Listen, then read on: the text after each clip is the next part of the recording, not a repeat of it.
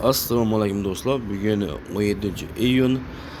Sizlarga bugun bank kursini aytib o'taman. Qisqacha bo'lsa ma'lumot berib o'tamiz. Bugun necha so'mdan olib turibdi, necha so'mdan sotib turibdilar. Dollar, rubl, tanga, yevro.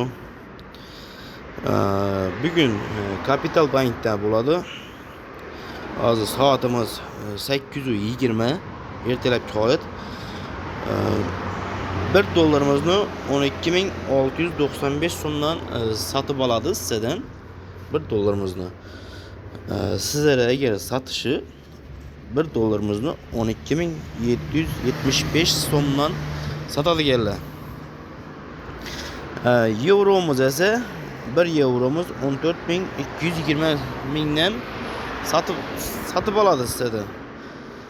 Agar sotadigan bo'lsa 1 yevromizni 15.090 so'mdan sotadiganlar. Keyin tangamiz esa 23 so'mdan sotib oladiganlar 1 tangamizdan. Agar sotishi bo'lsa 25 so'm ekan. Rublimiz 152 so'm. Sizlarga sotishi esa 165 so'm ekan. Endi esa hozir boshqa bankdan ko'ramiz. Mikro kreditni ko'ramiz ekan.